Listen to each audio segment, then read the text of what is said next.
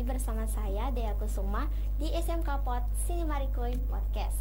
Tempat di mana kita belajar tapi berbobot pendidikan, teknologi, dan pembelajaran belajar masa kini.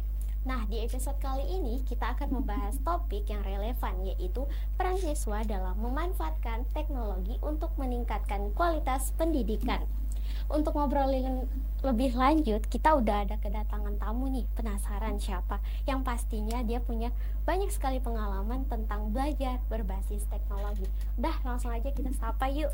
Halo, apa kabar? Halo semuanya, baik nih Dea. Dea gimana kabarnya? Alhamdulillah baik juga. Oke. Boleh dong kenalan dulu dan ceritain sedikit aktivitas kamu akhir-akhir ini tuh apa aja sih, kesibukan kamu gitu. Oke, semuanya, perkenalkan nama saya Kenzi Arlio Basifah Ahmad Sumitro. Saya sendiri jurusannya dari Desain Komunikasi Visual, jadi sangat berhubungan lah sama tentang topik kita atau tema kita pada video podcast ini ya. Iya. Oke. Dan untuk akhir-akhir ini sih saya lebih sibuk ke tugas-tugas kita sih yang masih ada desain komunikasi visual ya. Tentunya untuk mengutamakan tentang ahli dalam bidang aplikasi-aplikasi yang akan kita gunakan gitu. Oke, jadi Kenzi, bagaimana kamu menggunakan teknologi belajar kamu di kehidupan sehari-hari kamu tuh? Oke, kalau untuk berhubungan tentang teknologi nih ya, saat pelajar, kalau saya sih pasti cenderung itu pasti lebih sering gunain HP, terus laptop. Karena kalau di HP itu kadang guru-guru bakal sharing-sharing gitu ya tentang tugas atau apapun itu. Dan juga kalau laptop saya biasa kadang ada orang, biasa kan kita ada yang sebagian pakai Canva nih. Iya. Kalau orang biasa kadang lebih suka pakai Canva di HP. Iya. Kalau aku kadang lebih cenderung pakai laptop karena lebih enak gitu diaturnya gitu ya. Jadi saya masih ngutamain dua device itu. Tetapi kalau untuk di sekolah saya pakai PC yang disediain di sekolah gitu. Oke. Jadi Ken, apa sih aplikasi belajar kamu atau platform favorit kamu yang kamu suka tuh apa dan kenapa suka sama aplikasi itu? Oh gitu. Kalau untuk yang sekarang, kalau kita ngambil secara simple atau mungkin yang banyak orang pakainya sih, kalau aku lebih suka pakai Canva. Tapi kalau biar lebih tertantang lagi, aku lebih suka pakai Corel sih. Karena kalau orang ya pakai Adobe Illustrator itu kadang kayak aku lebih pusing, susah mahaminnya. Nah, tapi kalau pakai Corel aku lebih kayak ternyata tools-toolsnya lebih gampang dipakai gitu ya kan. Kalau dia gimana? Ya sama juga Corel. Gitu ya. Iya. Karena kayak kalau kita mau pakai Corel kayak bikin-bikin yang lain tuh gampang nggak sih ya kan? Oke, selanjutnya menurut kamu nih Kenzi, apa sih manfaat terbesar kamu dalam penggunaan teknologi untuk siswa gitu? Kalau manfaatnya sih yaitu adalah efisiensi dan juga kita harus memanfaatkan teknologi ya. Jadi banyak namanya pelajaran-pelajaran ini lebih pakai menggunakan HP karena apa? Lebih simple jadinya. Jadi kadang ada guru yang bisa menggunakan pakai Google Forms atau pakai apapun itu. Misalnya kita ada kuis. Kadang orang kuis biasa kalau mungkin kita lihat balik ke dulu-dulu belum ada yang namanya teknologi. Itu mereka lebih yang kayak kita kuis siapa lebih cepat berdiri itu yang bisa dapatkan. Nah, kalau ini kita dikalkulasiin lewat link namanya ada mungkin kayak Kuiper gitu. Nah, itu kita pakai itu untuk biar bisa ngerjain kuis gitu. Jadi aku kayak gitulah lebih suka aja gitu, lebih oke lah. Simpel kan, cepat juga. Oke, apakah teknologi membantu kamu lebih semangat dan kreatif dalam belajar? Pastinya. Sejujurnya sih iya banget ya, karena kadang kenapa bisa bikin semangat belajar? Kadang kalau kita lagi ngerjain tugas, itu kalau kita kayak cuman dengerin kayak yaudah kita fokus doang, itu bakal kayak pusing gak sih? Iya banget. Iya kan deh ya. Iya. Dia biasa kalau ngerjain tugas, kalau aku sendiri nih, itu kadang harus dengerin lagu. Iya, sama dua sih. Iya kan? Supaya ada hiburan gitu. Kalau dia suka lagunya yang gimana? Kalau aku sendiri ya, karena lebih suka yang kayak lebih slow gitu, jadi kayak nenang gitu kan. Atau enggak kadang yang lebih ngebeat gitu. Kalau dia kayak apa ya? Kayak lebih galau-galau gitu lah. oh gitu ya. Kayak kalau lagu galau tuh kan Mm-mm. apa santai Oh, kayak santai gitu. Jadi Eh, tenang gitu ya. lah gitu, tenang. Ah. Jadi kayak terbawa suasana, jadi enak belajarnya Oh, gitu ya. Oke. Nah, ya, jadi aku sih penyemangatku itu lagu, ya itu lagu. Kalau kita ngerjain tugas kayak walaupun itu lagunya tugasnya lewat digital atau apapun secara tertulis, Iya. kalau udah dengerin lagu bawaannya lebih enak, ya kan? Iya, iya. Setuju. Oke. Oke Kenzi, apa saya sih tantangan kamu dalam menggunakan aplikasi belajar atau teknologi saat belajar tuh apa sih tantangannya? Nah, itu kalau tantangan tuh yang saya pelajarin ya. Mm-mm. Kalau sebenarnya yang lain tuh nggak banyak banget tantangannya. Karena apa? Karena sekarang itu untuk memanfaatkan teknologi, salah satunya HP, itu tuh sangat mudah. Kita bisa lihat tutorialnya di YouTube ataupun TikTok ya kalau sekarang ya lebih Iya. banyak itu. Cuman itu tantangannya itu kalau lebih ke dalamnya lagi, kayak ada yang namanya software kayak aplikasi-aplikasi yang lain gitu ya. Iya. Salah satu contohnya yang kayak saya sebutin tadi, Adobe Illustrator, Adobe Photoshop, dan itu tuh kadang ada orang ngejelasin aja itu untuk ngejelasin satu buat kayak buat poster aja kadang bisa 20 menit lebih Iya, kan. iya. Jadi kadang aku ngerasa itu sih tantangannya gitu, lebih Iya. susah aja gitu. Iya. Oke, jadi bagaimana sih Kenzi kamu mengatasi gangguan atau distraksi dari gadget? Oh, kalau itu ya, itu tuh pasti susah banget, sumpah. Aku orangnya nih, kalau masalah gadget itu ya, kadang nih HP kita udah berusaha nih kalau mau tidur nih, ini udah ditaruh sejauh ini atau mau ditaruh di mana, kalau sudah nggak bisa tidur, aku otomatis kayak aku rela bangun walaupun badanku udah PW tuh atau apa orang bilang Iya, iya. posisi wena ya kan. Iya, iya. Kalau udah PW rasanya tuh kayak mau baring gini, Iya. kayak baring kalau begini kan, tapi karena bosan banget ya langsung ambil HP gitu. Nah, caranya aku mengatasi tersebut kadang aku mikir kayak ke depannya gitu. Kalau aku main HP doang, tugas-tugas atau kegiatanku yang di rumah tuh nggak bakal terkerja. Kalau aku Iya. nunda-nunda terus ya makin numpuk kan. Iya pasti. Nah, jadi aku ngerasa kayak aku harus dulu deh. Misal aku ada jeda nih setengah jam, ini aku taruh dulu. Aku bisa ngerjain misal nyuci baju atau Iya. apapun gitu. Jadi kita harus memanfaatkan, ataupun misalnya kita menggunakan ini gadget ini, kita harus memanfaatkan dengan baik. Iya. Salah satunya apa? Kayak misalnya kita untuk produktivitas. Misal kita lihat cara masak atau tutorial yang lainnya gitu. Iya, bener banget. Supaya nggak terlalu apa ya, kecanduan gitu kan. Kan sekarang banyak tuh orang-orang yang main apa? Game online. Game online tuh Iya, kayak Mobile Legend, benar. apalagi Free Fire, Roblox gitu ya.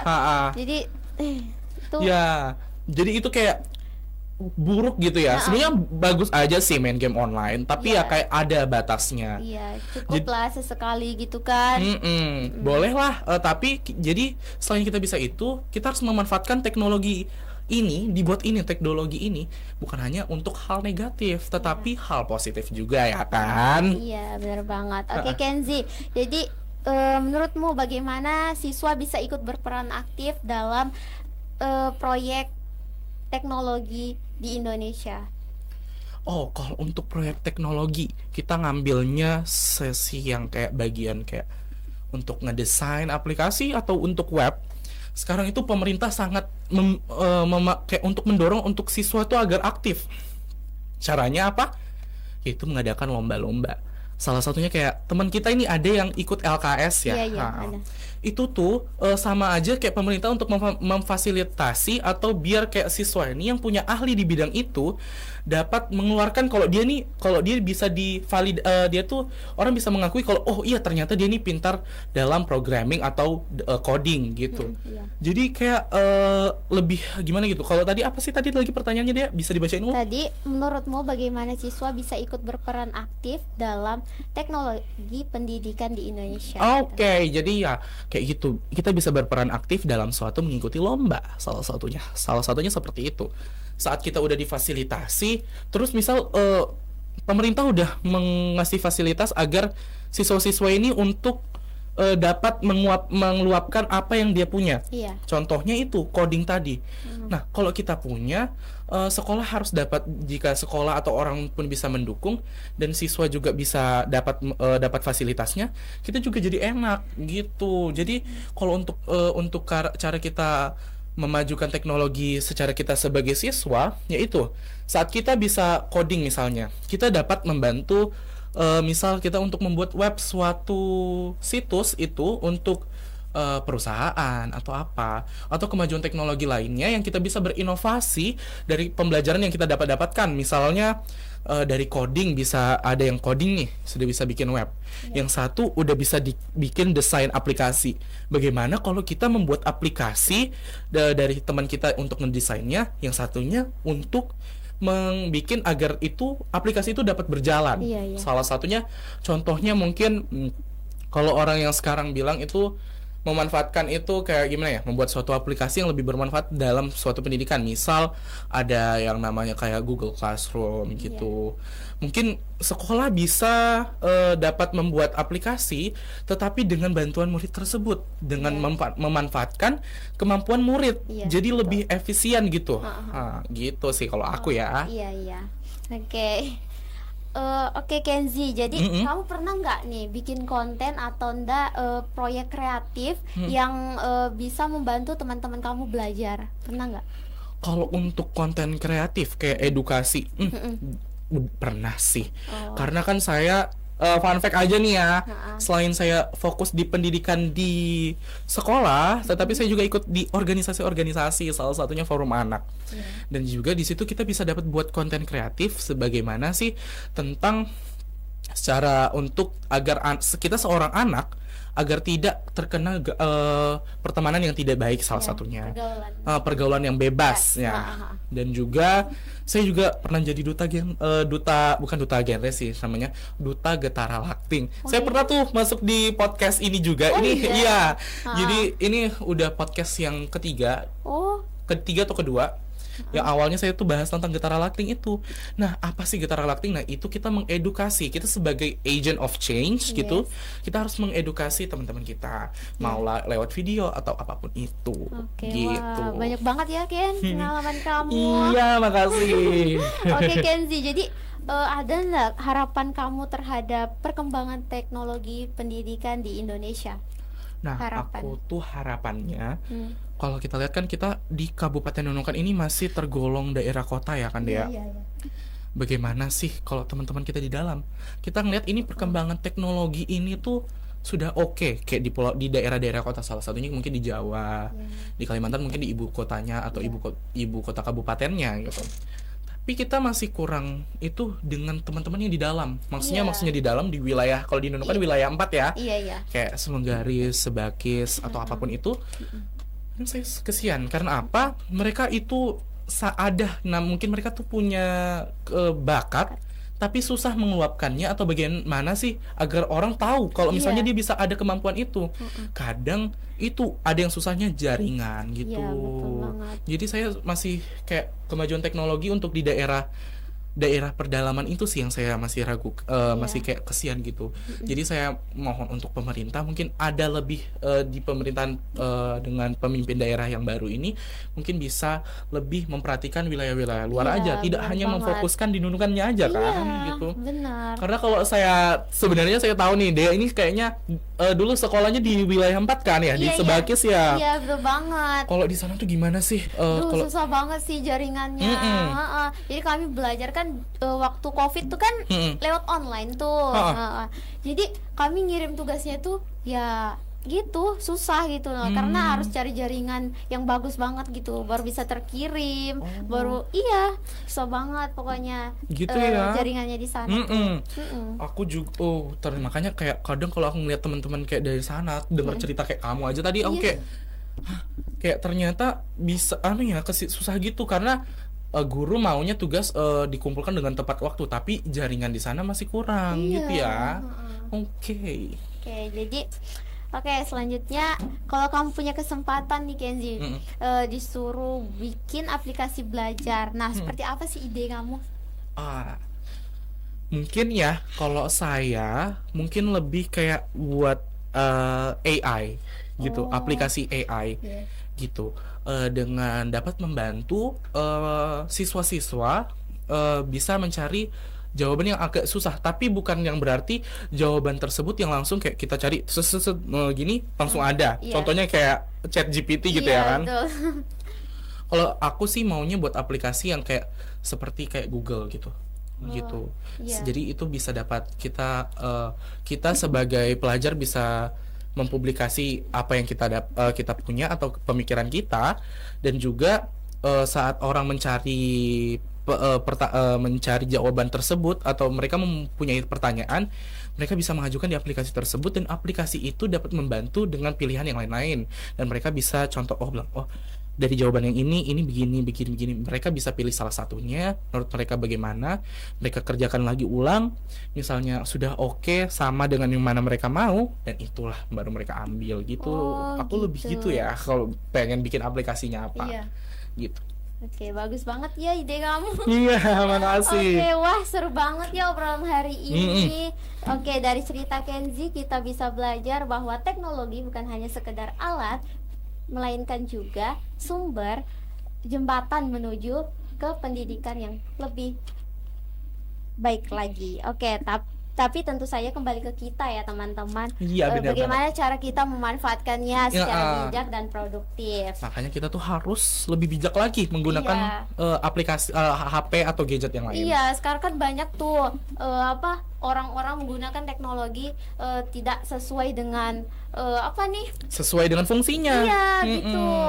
Jadi banyak yang salah gunakan gitu loh. Oke. Jadi terima kasih banyak ya Kenzi Sama-sama, yang Dea. sudah sharing pengalamannya dan inspirasinya. Jadi buat kamu yang dengerin, jangan lupa follow dan share ke teman-teman kamu. Oke. Tetap semangat belajar. Sampai ketemu di episode selanjutnya. Sebelum itu kita dengerin dulu nih puisi dari teman kita, yaitu Aini Safitri. Cek kita. Peran siswa dalam teknologi.